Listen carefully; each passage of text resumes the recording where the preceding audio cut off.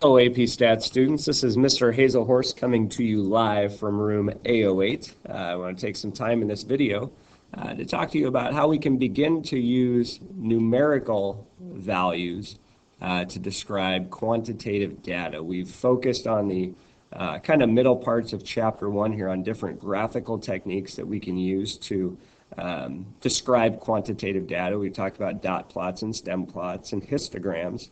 We're going to add in a fourth graph today, but we also want to begin to start thinking about summarizing data numerically, all right? And so today's video should be pretty simple, probably going to be quite a bit of information that you've dealt with before, but going to be important stuff nonetheless. So let's just jump right into it and get rolling. So when we talk about summarizing data with numbers, the first thing that we want to summarize is we want to find a way to measure its center within that data. We talked about this when we analyze a distribution, when we use the acronym SOX, right? We think shape, outlier, center, and spread. And looking at a graph, it's just kind of our approximation of where the center is. Now we want to find some actual values that are a little bit more concrete. And there's two common values that we're going to use to measure center. You know what they are. The first one is the mean, all right? Your textbook at times will refer to this as the fair share value because we know the mean is calculated by adding up all the x values and dividing by n. That's the formula that we see on the slide here. We see that capital sigma, which means summation notation, add all these values together. X is representing our data. And n would be how many pieces of data we have. So, if we all had a bunch of apples and we put all the apples in one bunch and then divided them out evenly, right, that would be our average. That would be the mean. It would be the fair share value. Now, one thing that's important for us to take note of on this slide is the notation that we're going to use to represent the mean of data. And it's this symbolism that we see right here. Right? We have x with what we call a bar over the top of it. So we read this as x bar. It's the mean of x. Now, if we were working with different value, let's say we were working with data values that we described as y, then we would take y and put a bar over it. And that would be the mean of y data. All right? So it doesn't have to be x. It can be any variable there. But what makes it the mean is the little line over the top. Now, when we talk about finding the mean or measuring the mean, we also need to cover what's known as the rounding rule for the mean, okay, which says that our data should be rounded to one more decimal place than occurs in the data. This is why sometimes we kind of hear, when we hear averages or means, they don't always make sense. For example, they say that the average family has 2.3 kids. Well, how in the heck do you have 2.3 kids? You can have 2, you can have 3, but how do you have 2.3? Well, they're following the rounding rule for the mean. All of that data, number of kids in a family, is whole number data. So according to the rounding rule for the mean, we need to round that to the 10th. So I'm going to ask you to follow that same rule, and that would be an expectation on the AP Stats exam as well. All right. Second value that we utilize oftentimes to measure center is what's known as the median. Most of you know how to find the median, right? We're going to place all the values in order and find the middle. All right. And that's why oftentimes the median is referred to as the middle value. All right. Now, as we talk about these two different ways to measure center, the reason why we have two of them is they get utilized in different situations. And so we want to start to have an understanding of when we should use each type of measure of center. All right, and it all depends on our distribution. This is the importance of why we graph data first. All right, graphing data will give us an idea of what numerical summary we ought to use. And so if our data is symmetric, all right, the mean and the median are close together, all right, and we see something along this lines, right? Here's a symmetric distribution, right? If we added up all those values, they'd be in the middle, right? Obviously, we know the median would be in the middle, okay? Now, in a skewed distribution, the mean gets pulled in the direction of the skew. So what that means is if I have a right skewed distribution, the mean will be to the right of the median. And left skewed, it'll be to the left of the median. Here's a couple of pictures to help illustrate that, right? And the reason why that is our mean is impacted by the presence of skew and outliers, right? And all of you know this. You maybe have some experience with this. Maybe you've had a pretty good grade going into a class, and then all of a sudden you take one test that you bomb, and right, that test is an outlier, and what's it do to your average? Well, it pulls it down, right? Now, your median probably wasn't impacted that much if we were to take a look at your grades, but your mean is, okay? Now, the mean in terms of a distribution is often referred to as the balance point as well.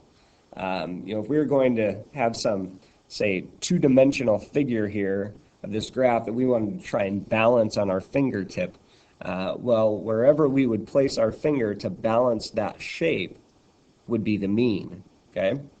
Now, the median is a resistant measure when it comes to skew and outliers. All right, we can kind of see that if we compare the graph of the symmetric distribution with the graph of the skewed distribution. Now, the median's slightly pulled a little bit, but it's not impacted in the same way that the mean is, all right? And so that's, again, the median is at midpoint. So in a symmetric distribution, it makes sense for us to use the mean, right? It will be in the center of that distribution. But in a skewed distribution, or a distribution with strong outliers, we're going to want to lean towards the median because of its resistance to that shape and those outliers of the data. All right? So little basics about the mean and the median. Again, probably something that you're pretty comfortable with.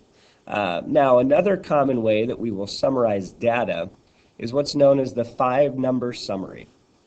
And this is just simply a way for us to summarize data that's based on quartiles, right? We look at the root of the word quartiles, and you might think quarters, right? And that's exactly what we're doing. We're going to divide the data into 4 equal groups.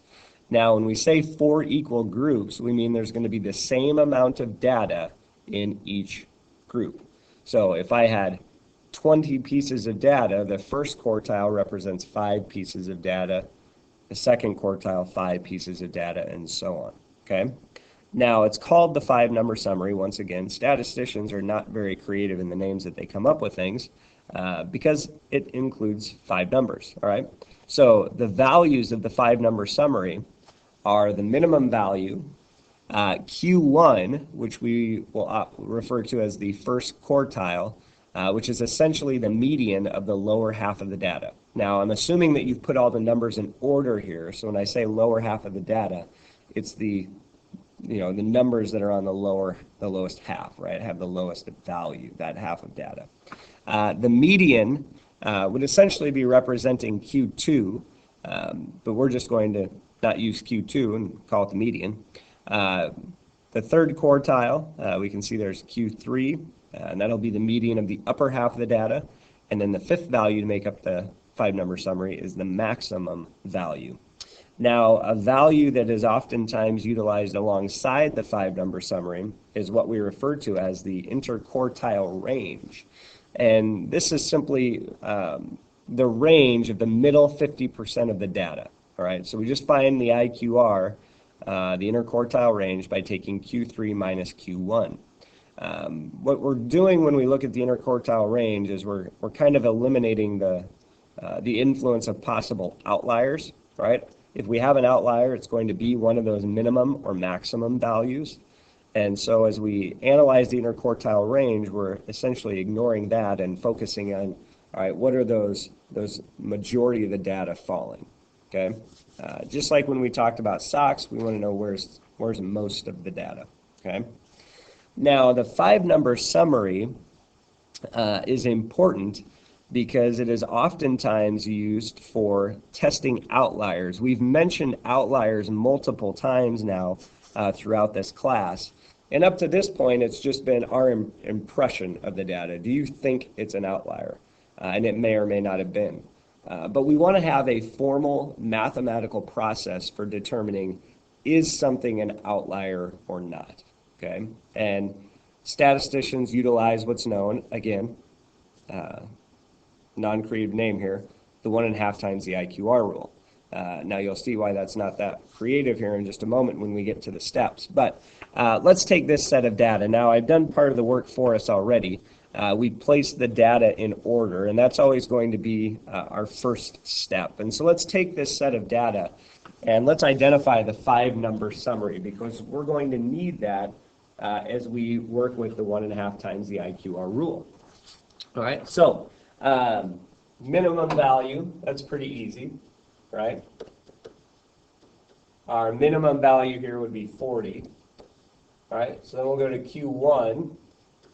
Now, to find the Q1 value, we're looking at the lower half of the data. Now, I arranged these numbers the way that I did, so, right, line 1 and line 2 are splitting the data in half.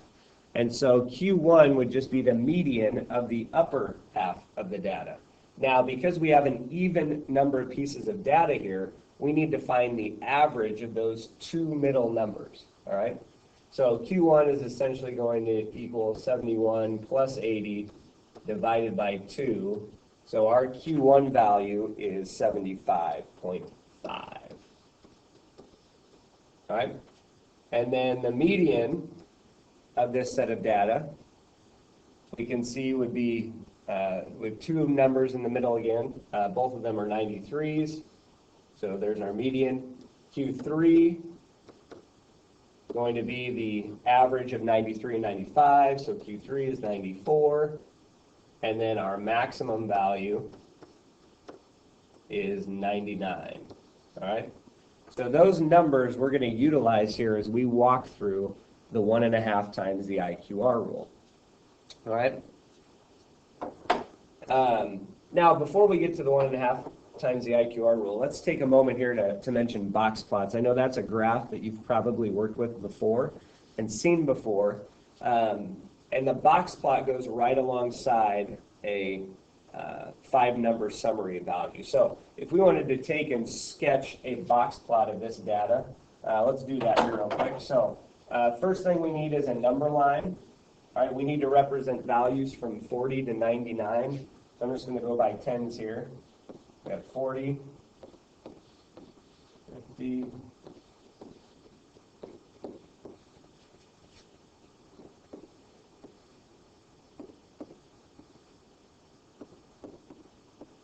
all right. And then we want to begin by plotting the minimum and maximum values. So our minimum value sits at 40, so we're going to plot that above the number line. My maximum value sits out here at 99. And then we're going to plot Q1, Q3, and the median with lines. We're going to create a box for the box plot, right? You guys have probably seen these before again. So Q1 sitting at 75.5, so we're right about here approximately. And Q3 is at 94, so we're about right here. And our median very close to that. And then we can connect the box.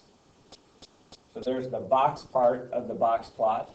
And then the minimum and maximum will connect to the sides of the box there to represent our box plot. Now, that's pretty ugly box plot. I apologize for my lack of artistic skills here, but you get the idea. And we can analyze this distribution just like we would any other graph. If we take a look at it, if we were to describe its shape, based on the tails that are extending from the box, we can see that this would be a left-skewed graph. We can't tell much about the modes based on how it sits, but we can, again, describe it as left-skewed. Outliers, we might potentially have one at 40 that's kind of sitting out there a ways. Again, we'll test for that in just a moment. Our center would be where the median is at 93, and most of the data is falling within the box, right? So most of our data falls from 75.5 to 94, okay? All right, well now let's talk about testing for outliers, and let's walk through some steps here, okay? So the first step is to find Q1 and Q3. We have that done with our 5-number summary. All right, our second step is to find the IQR. All right, so we need to find the difference between those. Now, one thing I want to mention about the IQR, oftentimes students will call the box of the box plot the IQR. but that's the box. All right, the IQR is a number. It's just simply the range of the middle 50% of the data. Okay. Now, the box happens to have the same length as the IQR, but they're not exactly the same thing. So as we find our IQR here, we're going to go 94 minus 75.5. Again, Q3 minus Q1. And that's going to give us 18.5. All right, now, just like the rule says, we need to take 1.5 times the IQR. All right, so 1.5 times the IQR of 18.5 will give us 23.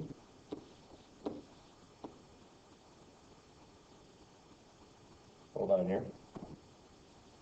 That's all right. 1.5 times 18.5, that'll give us 27.75. My apologies on my math. All right. And so that's our 1.5 times the IQR rule. Now, what we need to do with this value is we're going to take and subtract it from Q1 and add it to Q3. And this is going to give us a range of values. And anything that falls outside of this range would then be considered an outlier. All right? So if we take our Q3 value, Q1, which was 75.5, and we subtract from that 27.75, right?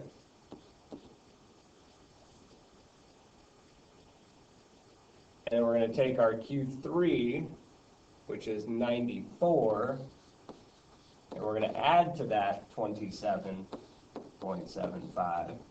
Right, again, that's going to give us our range. So if I do my math in my head here real quickly, that's going to give us 48.25. And 94 plus 27.75 is going to give us 121.75. All right? And so again, this is our range of acceptable values. Anything that falls outside of this range would be considered an outlier. So if we take a look here, the only number that falls outside of this range would be the number 40. And so yes, that will be an outlier according to the 1.5 times the IQR rule. All right? So simple process for both box plots and the 1.5 times the IQR rule. Now, one type of box plot that I want you to be aware of that comes into play once we identify outliers is what's known as a modified box plot. And a modified box plot can be drawn by computer software. They can also be created by our graphing calculators, and I'm going to show you how to do this in class when we meet again. But a modified box plot is essentially the same thing that we know with box plots, but it's marking any outliers. All right, so as we take a look here, this box plot has identified that one value as an outlier. So we still have our minimum value, we still have Q1, we still have the median, Q3, and then this would be our maximum value as long as an outlier. All right, when we draw a modified box plot, once we identify an outlier, all right, our branch on the same side as the outlier ends at whatever the next value is, okay? And so we can see that this minimum or this maximum value was quite a bit higher than the second highest value, and that's represented by that gap and how far that point is away from the end of that branch of the graph, all right? And so we'll see these types of box plots in class as well, and easy to create. Again, we'll show you how your graphing calculator can do that for you. All right? Well, that brings us to the end of the 1.3a video. I want to thank you for your time. I hope you took some good notes, and we'll see you guys in class soon. Have a great day.